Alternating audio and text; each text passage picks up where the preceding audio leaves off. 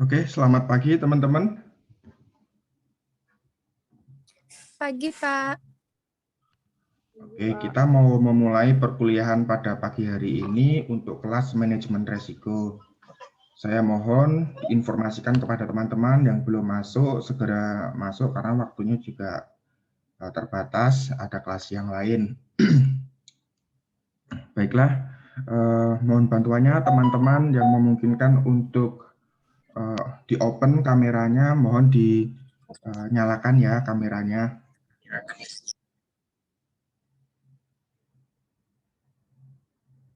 Siap, terima kasih.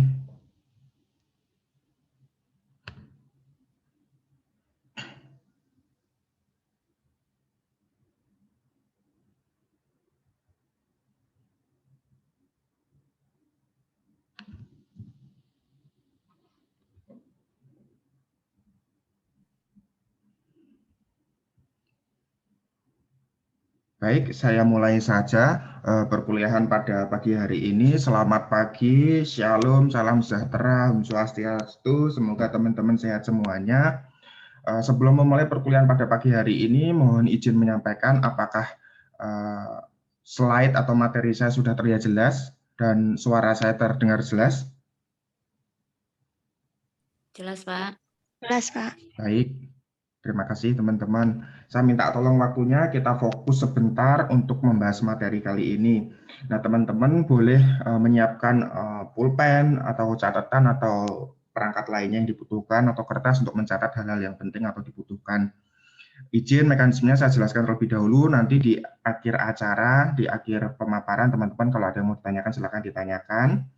Nah nanti rencananya materi juga akan saya share ke teman-teman. Untuk khawatir karena ada yang belum bisa hadir, nanti silahkan teman-teman bisa bertanya melalui media e-learning atau melalui WA saya, silahkan mau diskusi atau di WA grup silahkan. Saya juga kepikiran mau saya share melalui apa namanya, kayak di e-learning itu ada di YouTube juga seperti itu. Jadi teman-teman bisa komen, bisa bertanya jika ada kendala dalam hal pekerjaannya di kantor, bisa kita sharing, kita melakukan pemecahan masalahnya. Nah, apabila saya belum bisa menjawab, nanti bisa saya diskusikan dulu dengan teman-teman dosen atau di asosiasi profesi untuk membantu teman-teman dalam bekerja. Baik, kita mulai ya. Nah, pada hari ini kita mau membahas mengenai beberapa hal. Yang pertama, hubungan antara tujuan strategis dengan manajemen risiko, risk map and risk universe. Kemudian kita mau sedikit mengulas apa sih standar COSO, IRM, kemudian ISO 31000 itu apa, nanti kita akan bahas.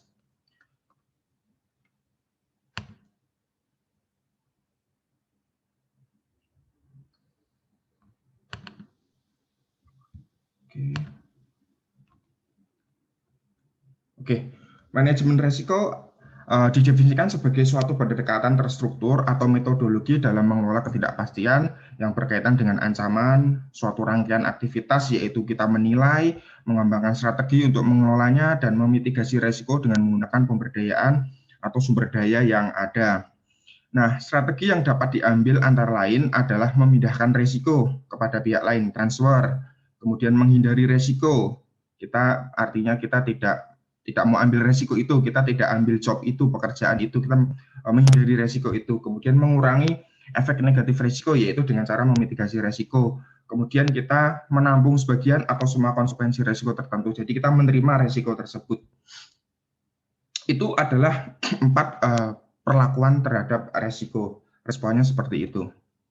Kemudian manfaat manajemen risiko yang pertama menjamin pencapaian tujuan, memperkecil kemungkinan bangkrut, meningkatkan keuntungan perusahaan, meningkatkan menciptakan keamanan kerja. Itu salah satu sebagian dari beberapa manfaat daripada penerapan manajemen risiko. Nah, sumber penyebab risiko itu macam-macam sebetulnya, tapi kita coba klasifikasikan berdasarkan beberapa hal berikut. Ini ada risiko sosial, risiko fisik, dan risiko ekonomi. Risiko sosial itu berbicara mengenai risiko yang berasal dari masyarakat. Ya. Misalnya, artinya adanya orang-orang adanya penyimpangan ya yang dapat melakukan kerugian. Misalkan di suatu daerah lagi ada huru-hara, peperangan, pencurian. Nah, itu resiko eksternal. Contoh kayak di Wamena kemarin lagi ada ribut-ribut ya, artinya ya perusahaan-perusahaan yang beroperasional di sana ya lagi challenge nih, ada tantangan, apakah mereka bisa survive di lingkungan seperti itu atau tidak. Nah, itu adalah resiko-resiko yang kadang-kadang di luar kendali kita ya. Kemudian resiko fisik berasal dari fenomena alam dan sebagian tingkah laku manusia. Nah, misalkan ada kebakaran, nah adalah penyebab utama cedera fisik, kematian maupun kerusakan harta. Nah, untuk hal-hal yang seperti ini teman-teman bisa melakukan dengan cara mengasuransikan aset-aset yang perusahaan atau teman-teman punya. Nah, pada asuransi aset itu jangan lupa dicantumkan klausul pertanggungan untuk risiko kebakaran ya. Jadi kalau misalkan di suatu daerah rawan terjadi kebakaran ya diasuransikan untuk risiko kebakaran gitu ya. Kalau gempa bumi ya dicantumkan saya mengasuransikan aset saya untuk risiko gempa bumi, itu harus diperjelas di klausulnya. Kemudian ada risiko ekonomi ya, misalkan inflasi, resesi, fluktuasi dan harga. Selanjutnya cara mengidentifikasi risiko. Nah, umumnya kita bisa melakukan kuesioner analisis risiko, kemudian kita metode laporan keuangan kalau kita mau melihat risiko-risiko finansial, kemudian metode peta aliran atau flowchart kita lihat itu kayak apa bisnis proses lah ya. Inspeksi langsung pada objek, kemudian interaksi yang terencana dengan bagian-bagian perusahaan, catatan statistik dari kerugian masa lalu, kemudian analisis lingkungan. Selanjutnya,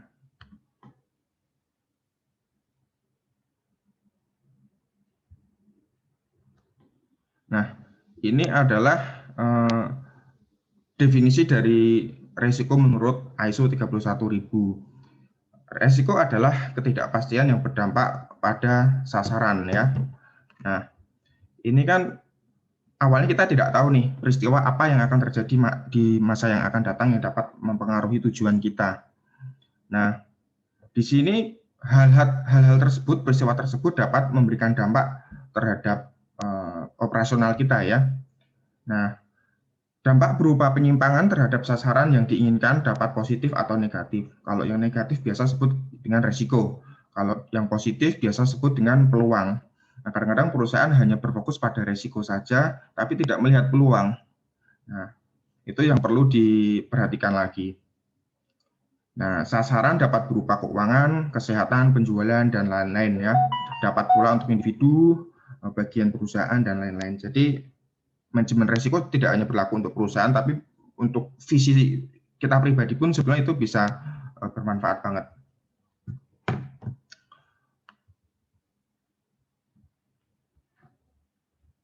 Nah, ini hubungannya ya, hubungan antara manajemen risiko dengan strategic objektif. Jadi pertama kan ada visi, misi, dan nilai. Kemudian visi, misi, dan nilai itu dijabarkan dengan tujuan, strategi, dan sasaran. Kemudian diturunkan lagi menjadi program, key performance index, ukuran, dan kontrol. Visi dan misi ini berbicara mengenai filosofi manajemen, ya. Nah, filosofi manajemen ini juga kemudian bisa diturunkan kembali, kita mengerti apa sih selera risiko orang manajemen itu seperti apa. Nah, ketika kita mengetahui selera risikonya manajemen, kita tahu programnya apa, KPI kita apa untuk dikerjakan, kita melakukan namanya menentukan risk tolerance-nya. Nah, seluruh proses ini seharusnya dilakukan secara alignment, secara terintegrasi antara berbagai proses ini, risiko ini dipertimbangkan dan selalu dipikirkan. Jadi dalam menetapkan visi misi, menetapkan tujuan strategi, program KPI itu harus mempertimbangkan risiko-risikonya apa, gitu. Nah, ini hubungan antara perencanaan dengan risiko, teman-teman. Nah, kita mulai dari sini ya, dari identify objektif misalkan ya. Dalam menentukan, dalam mengidentifikasi tujuan, kemudian kita akan menetapkan namanya konteks. Konteks itu ya macam-macam. Kalau secara teori kan ada external konteks, internal konteks, gitu-gitu ya. Itu kita tentukan, kemudian kita identifikasi resikonya. Ketika sudah teridentifikasi, kita analisis. Ketika sudah dianalisis, kita evaluasi, kemudian ancaman resikonya apa. Nah, ketika semuanya sudah teridentifikasi resiko-resiko tersebut, kemudian kita mengupdate strategi, di-adjust strateginya seperti itu, ya. Nah, tujuan yang sudah teridentifikasi tadi kita memformulasikan strateginya, kemudian mengimplementasikan strategi. Nah, kemudian ada feedback. Selanjutnya ada proses monitoring dan evaluasi terhadap strategi yang sudah kita lakukan, perencanaan kita lakukan, resiko-resiko yang sudah kita analisa, itu kita secara berkesinambungan kita evaluasi dan kita lakukan perbaikan. Apa yang kurang kita lakukan perbaikan, di-adjust kembali strateginya. Seperti itu. Nah, prinsip dari implementasi manajemen resiko itu ada 3, proporsional, align, dinamik. Proporsionalnya artinya ya manajemen resiko aktivitasnya itu harus proporsional, ukurannya, kompleksitasnya. Kalau perusahaannya semakin kompleks, semakin besar, semakin bisnisnya semakin banyak ya lini-lini bisnisnya, ya sumber daya manajemen risikonya harus diperbesar kemampuannya. Jadi pengetahuan soal manajemen risiko, analisa-analisanya, investasi kita dalam penerapan manajemen risiko ya harus secara proporsional, harus besar juga. Jangan kemampuan manajemen risiko kita katakan dengan nilai 5, tapi bisnis industri kita, perusahaan kita itu resikonya udah gede lah 10, jadi kan nggak proporsional. Kemudian align itu artinya masing-masing unit kerja ya itu saling terintegrasi, tidak silo-silo. Semuanya memperhatikan setiap aktivitas proses di organisasi itu mempertimbangkan manajemen risiko. Nah, bersifat dinamik. Dinamiknya artinya dinamis, tidak statis ya. Bisa terus di-adjust, berubah karena ya dalam ilmu manajemen perubahan kan ya dunia ini selalu berubah, bisnis selalu berubah. Nah, manajemen risiko pun juga harus mengikutinya gitu. Nah, ini adalah standar nih, ini mengenai KOSO IRM ya, ini sebetulnya KOSO IRM. Nah, ini didefinisikan sebagai budaya, kapabilitas, dan praktik yang terintegrasi dengan penentuan dan eksekusi strategi yang diandalkan oleh organisasi untuk mengelola risiko dalam menciptakan, memelihara, dan mewujudkan organisasi. Ini KOSO Enterprise Risk Management, ini kerangka kerjanya. Ini baru 2017. Nanti kita boleh bahas lebih lanjut pada pertemuan selanjutnya. Nah, IRM ini didefinisikan sebagai budaya, proses, dan struktur ya di sini, di mana hal tersebut bisa berbicara mengenai peluang gitu ya, peluang di masa yang akan datang. Seperti yang sudah saya jelaskan sebelumnya, manajemen risiko idealnya tidak hanya berbicara mengenai risiko negatif saja, tapi juga risiko positif. Jadi idealnya manajemen risiko itu ya jangan melihat apa risikonya aja, tapi peluang-peluangnya juga kita perhatikan. Nah, ini berbicara mengenai risk management di perusahaan. Nah, risiko tata kelola ini ya, ini dipegang oleh BOC dan BOD. Nah, ini tanggung jawabnya top manajemen lah, direksi nih di sini. Nah, kemudian resiko yang bersifatnya infrastruktur resiko, kemudian manajemen resiko sendiri, ini dikelola oleh manajemen di lini selanjutnya.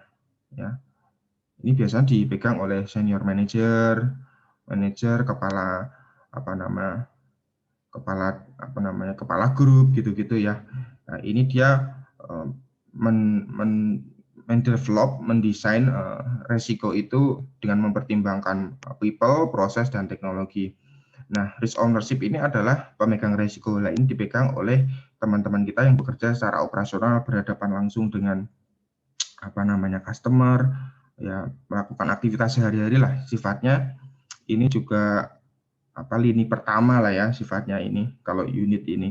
Nah, Di sini dia harus mengerti namanya risk process. Risk process itu ada identifikasi resiko, menilai, mengintegrasikan, merespon, mendesain, implementasi, dan kontrol, kemudian memonitor. Kemudian ini ada risk class lah ya. Ini ada resiko governance, strategi and planning, operation, compliance, reporting, financial reporting. Nah, seperti itu. Nah, ini perlakuan terhadap resiko, teman-teman. Ini kita bisa pahami dari bagannya ini ya, chartnya ini, gambar ini ya, gambar ini. Nah, ini ada frekuensi, di sini ada konsekuen. Frekuensi itu berbicara mengenai seberapa banyak kemungkinan resiko itu akan muncul. Ya, konsekuensi itu dampaknya. Ya, kalau ini semakin ke kanan, dampak resiko itu semakin besar.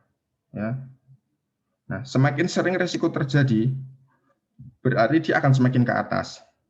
Artinya, katakan di sini kita buat angka ya, 1, 2, 3, 4. Ini konsekuensi kita ilustrasikan ada 1, 2, 3, 4, misalkan seperti itu.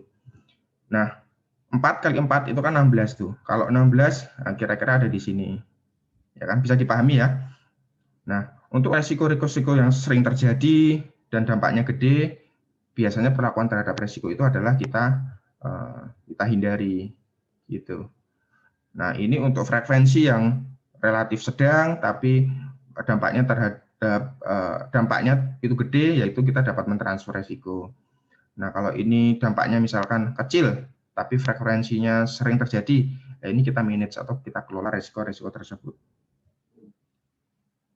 Nah, ini contoh di di Microsoft ya. Ini peta resiko seperti ini, teman-teman.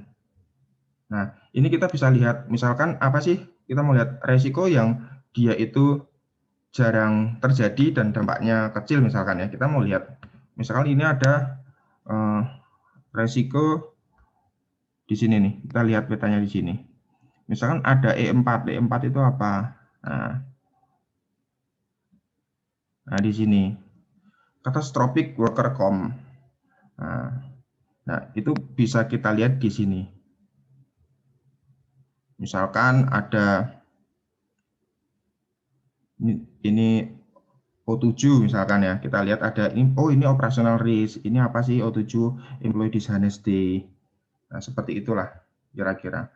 Nah, perusahaan harus concern terhadap resiko-risiko yang ada di sini nih.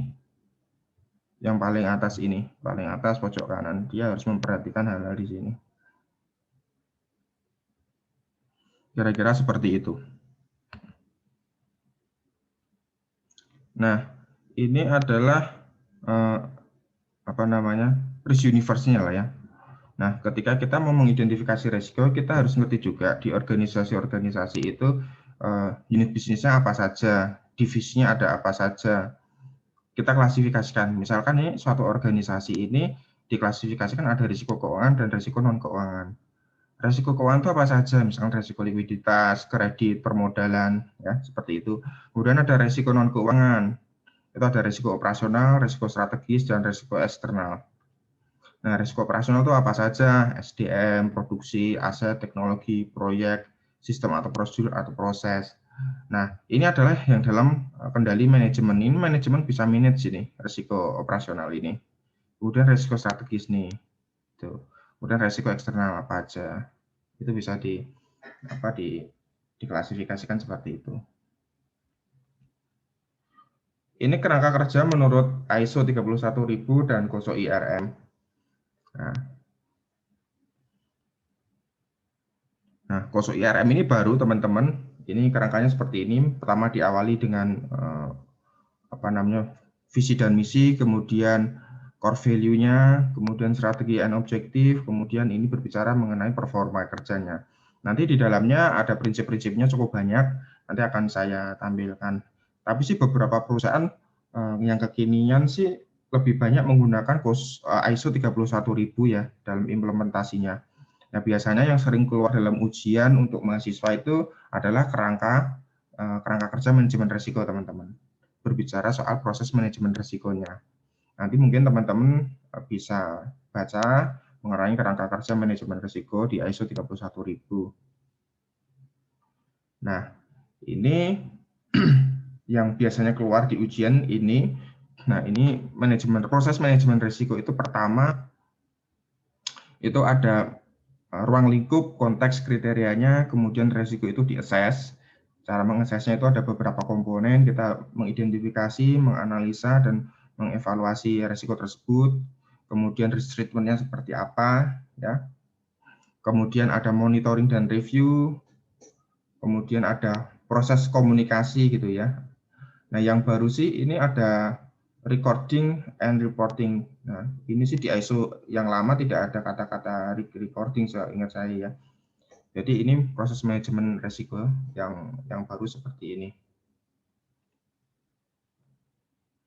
Kemudian ini konsep manajemen risiko menurut KOSO IRM. Nah, yang pertama ada governance and culture, kemudian ada strategic objective setting, kemudian performance, kemudian review and revision, kemudian information communication dan reporting. Sebetulnya secara prinsip sih sama dengan ISO 31000 ya teman-teman. Cuma ini ya kadang-kadang saya berpikir ini seperti barang dagangan gitu ya. Perusahaan membeli standar kemudian diimplementasikan. Nah, kemudian diassess dan itu kan ada biaya-biaya yang dikeluarkan gitu ya. Nah, perusahaan-perusahaan yang menerapkan ini juga dituntut bahwa pegawai-pegawainya itu mempunyai sertifikasi. Contoh CRMP, CRP gitu ya, IRM, RMAP itu adalah beberapa sertifikasi untuk manajemen risiko. Nah, itu juga ada maintenance-nya teman-teman. Setiap tahun itu ada maintenance-nya. Kalau enggak gitu kan itu ada masa berlakunya sertifikasinya. Ini ada exercise board risk oversight. Jadi ini fungsi pengawasan dari direksi lah ya. Dari fungsi pengawasan seperti apa.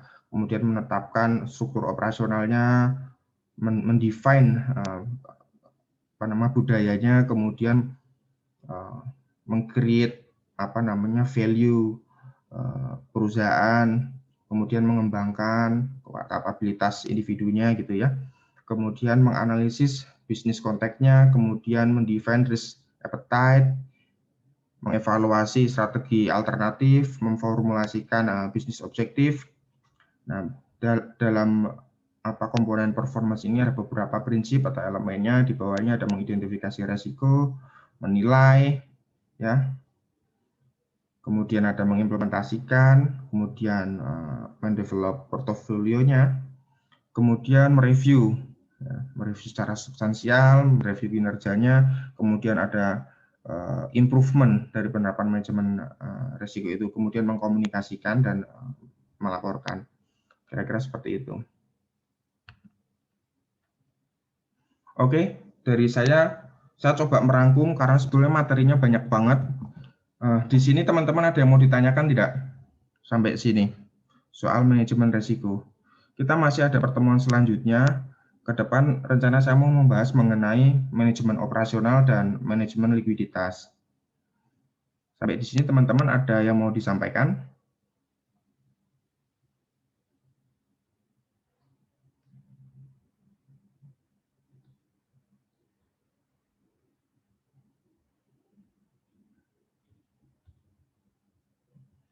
Nah, nanti rencana di ujian ujian UTS ya. Saya sih rencana mau membuat soal mengenai bagaimana teman-teman itu bisa mengidentifikasi resiko, memetakannya, kemudian membuat risk map seperti ini, ya. Kemudian mitigasi resikonya seperti apa, kontrolnya. Jadi nanti awalnya ada soal, ada penjabaran, ilustrasi perusahaan bergerak di bidang apa, ada risiko apa saja. Ada tujuannya apa saja, misinya apa saja, sasarannya apa saja, nanti saya sampaikan. Nah, tugasnya teman-teman nanti mengidentifikasi resikonya. Teman-teman mencoba mengandai-andaikan gitu ya, resiko yang akan terjadi dalam pencapaian tujuan ini, strategi ini kira-kira apa, kemudian teman-teman mengukur kira-kira kemungkinan terjadinya seperti apa dan dampaknya dalam perusahaan saya seperti apa. Kemudian teman-teman membuat ini, dipetakan resikonya seperti ini, kemudian membuat tabel dari resiko-resiko tersebut, teman-teman membuatlah mitigasi resiko. Kira-kira pengendalian agar resiko itu tetap dalam kendali kita apa? Kira-kira pengendalian atau mitigasi resiko untuk menurunkan dampaknya itu bagaimana, menurunkan frekuensi itu seperti apa. Nah, kira-kira seperti itu. Nah, kemudian teman-teman mengandaikan kira-kira setelah dilakukan aktivitas mitigasi resiko itu, seharusnya kan resiko itu turun ya teman-teman. Katakan resiko awalnya 16 itu artinya kemungkinan terjadinya itu 4 ya, 4 kemudian dampaknya 4. Jadi besaran resikonya kan misalkan 16. Nah, setelah dilakukan mitigasi resiko menurut teman-teman itu sudah turun jadi berapa. Nah, itu juga seharusnya sih kalau di lapangan ya, kita praktik manajemen risiko, skor resiko setelah dilakukan mitigasi itu dilihat berdasarkan fakta di lapangan, apakah memang benar dampaknya sudah turun, kemudian resiko-resiko itu sering muncul apa tidak, seperti itu. Nah, ini nanti materinya mungkin akan saya share atau teman-teman bisa googling bagaimana membuat risk map ya, data resiko, kemudian membuat identifikasi resiko, membuat mitigasi resiko itu seperti apa. Di modul-modul juga sudah saya sampaikan, bisa dibaca-baca lagi. Kemarin di soal itu kan ada soal yang cukup bagus tuh mengenai soal-soal perbankan tuh kemarin, bagaimana mengukur resikonya ya. Itu di situ ada bahkan sampai mengukur biayanya. Biaya untuk mengukur resiko itu berapa. Itu lebih bagus lagi di perbankan. Oke. Sampai sini teman-teman ada yang mau ditanyakan? Apakah ada kesulitan teman-teman dalam mengerjakan soal-soalnya atau mau sharing pengalaman kerjanya?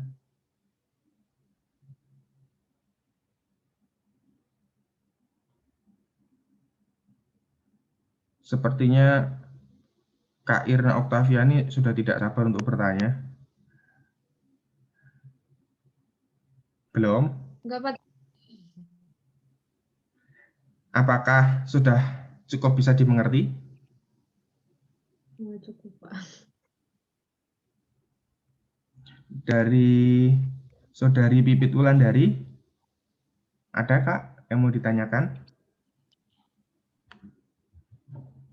Untuk mengetahui ini Pak, untuk mengetahui bagaimana resiko itu akan terjadi kan kita tidak tahu untuk kedepannya bagaimana itu bagaimana Pak?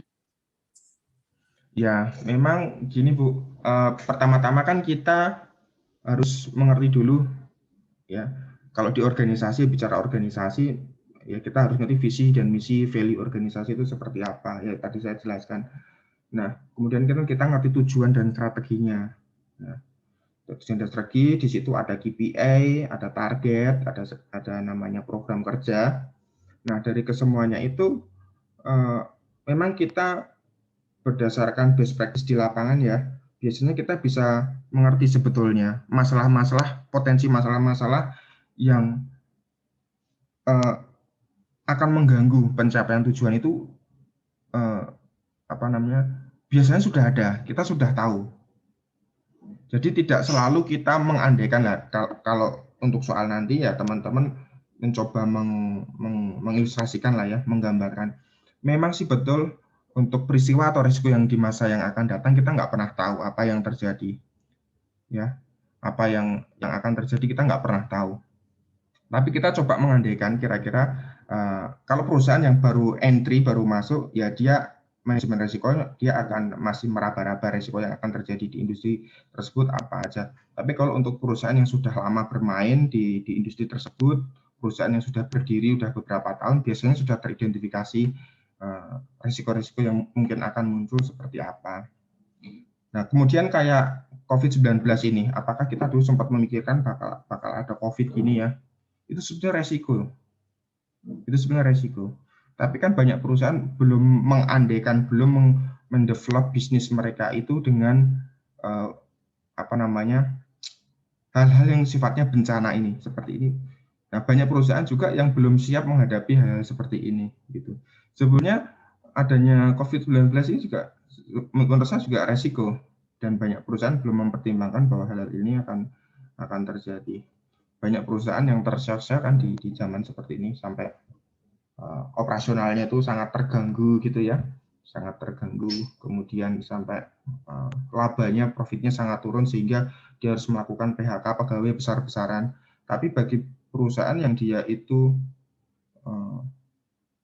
manajemen perubahannya bagus, sedikit banyak dia masih bisa survive. Atau beberapa perusahaan yang menerapkan BCM, Business Continuity Management, nah dia masih bisa survive. Artinya perusahaan-perusahaan yang sudah memperkirakan hal-hal ini akan terjadi, dia sudah ada mitigasi resikonya. Dia akan berubah model bisnisnya kah, ada penyesuaian terhadap produknya kah, ada alternatif bisnis lain kah yang bisa jalan dalam era yang seperti ini. Seperti itu. Misalkan kayak bencana ya Kak, bencana alam, misalnya kerusuhan, huru-hara. Apakah kita akan tahu hal itu? Kita tidak tahu. Tapi kita mengandai-andaikan kalau itu terjadi bagaimana. Tapi sense-nya kita sebagai seorang manajemen risiko, kita bisa merasakan kalau perusahaan atau bisnis kita berada di lingkungan yang, mohon maaf, misalkan di Jakarta. Nah, itu kan pernah terjadi kerusuhan juga ya. Nah, itu penduduk sangat tinggi, kemudian ketika ada politik sedang memanas, itu kemungkinan akan terjadi. Nah, resiko itu belum ada, tapi kita bisa mengandaikan kalau itu beneran terjadi, apa yang harus kita lakukan. Nah, ya kalau misalkan resikonya adalah huru-hara, ya minimal kita mengasuransikan aset-aset kita ke perusahaan asuransi. Jadi ketika beneran kantornya dibakar, kerusuhan, kayak yang di Wamena kemarin yang ada kerusuhan, dibakar, rusak, minimal kita tidak menanggung seluruh kerugian tersebut. Ada penggantian dari perusahaan asuransi. Demikian pula dengan kebakaran. Nah, kalau kita bilang kita beroperasi di daerah yang panas, kita tidak tahu kapan akan kebakaran gitu ya, tapi kita bisa mengandaikan, loh kalau ini kebakaran benar-benar akan terjadi, bagaimana nih? Ya kita asuransikan kebakaran. Yang kedua, untuk mengantisipasi terjadinya kebakaran, kita bisa menciptakan mitigasi resiko dengan membeli APAR. Teman-teman tahu APAR ya? Kalau yang di pom bensin itu kan, itu bisa kita semprotkan gitu supaya segera padam. Gitu. Atau bangunan kita desain, kita membuat semacam kayak hidran gitu ya, hidran. Jadi kalau ada kebakaran, kita nggak usah repot-repot cari sumber air karena di depan bangunan kita sudah ada hidran. Ketika pemadam kebakaran datang, langsung hidrannya dibuka gitu kan, bisa langsung disemprotkan. Seperti itu.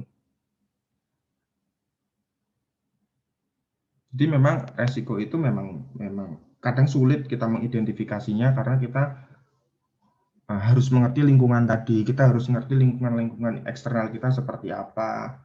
Lingkungan eksternal itu ya kondisi alam, kondisi politik, kondisi sosial, kemudian lingkungan internal gitu juga penting. Kita melihat SDM kita seperti apa, budaya kerja di tempat perusahaan kita seperti apa. Kita lihat orang-orangnya seperti apa. Kalau di perusahaan kita kok ada orang-orang budayanya agak korupsi, KKN gitu ya, itu juga resiko. Bagaimana kalau nanti ada korupsi gitu?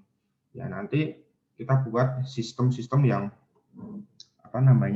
lebih ketat, prosedur operasional yang lebih ketat dalam hal pembayaran segala macam, atau kita bisa menciptakan whistleblowing system untuk mengantisipasi resiko-resiko kecurangan. Whistleblowing system teman-teman sudah ada yang tahu ya, itu kayak saluran informasi gitu loh. Jadi teman-teman misalkan di perusahaan perbankan, jadi pelanggan itu bisa ngelapor, oh saya pernah lihat nih pegawai bank ini ada kecurangan nih, ada risiko, lah itu bisa dilaporkan. Nah, kemudian kita analisa, kemudian bisa dilakukan audit investigasi oleh internal audit atau unit kerja yang ditunjuk. Seperti itu. Sebenarnya risiko macam-macam, teman-teman. Contoh di SDM, bagaimana sistem rekrutmennya, rekrutmen pegawai. Apakah rekrutmen itu dilakukan secara transparan dan terbuka? Nah, Nah, bagaimana itu teman-teman bisa jangan sampai orang masuk perusahaan karena KKN gitu ya, karena kedekatan gitu. Ya, teman-teman bisa melakukannya dengan sistem rekrutmen yang terbuka atau mekanisme promosi pegawai. Nah, bagaimana teman-teman memitigasi resiko tersebut agar resiko SDM dalam promosi itu tidak terjadi. Resiko membayar gaji, salah membayar gaji. Nah, itu bagaimana teman-teman memitigasi resikonya. Jadi secara umum teman-teman bisa melakukannya dengan review berjenjang. Jadi sebelum dilakukan pembayaran itu kan diverifikasi, diotorisasi dulu, diperiksa, di ACC oleh kertas kerja perhitungan gaji, itu dihitung oleh staf ya. Kemudian diotorisasi oleh atasannya, kemudian diotorisasi lagi, dicek sebelum dibayarkan oleh unit keuangan. Nah, review berjenjang tersebut juga sebagai mekanisme pengendalian supaya resiko-resiko itu tidak terjadi. Oke, sampai situ ada yang mau tanya lagi? Makasih, Saudari Pipit. Pertanyaannya bagus Terima sekali. kasih, Pak. Baik, kalau sudah tidak ada... Apa ya, Pak? Gimana? Soal UTS-nya ada berapa ya, Pak? Oh, nanti saya belum bisa jawab soalnya ada berapa, tapi nanti ada soal teori, ada bobotnya saya buat berapa, 50 atau 50-50 atau 40-60. Jadi secara teori dan secara praktik. Nah, praktiknya ini nanti teman-teman membuat analisa resiko gitu loh. Analisa resiko, kemudian mitigasi resiko, membuat scoring seperti itu. Itu ya. Oke, jika sudah tidak ada lagi yang bertanya, saya akhiri. Terima kasih teman-teman sudah hadir kuliah pada hari ini. Selamat pagi. Wassalamualaikum warahmatullahi wabarakatuh. Salam sejahtera, shalom, semuanya sehat selalu ya. Makasih ya. Terima kasih, Pak. Terima kasih, Pak. Pak. Makasih, Pak. Makasih, Pak. Makasih, Pak.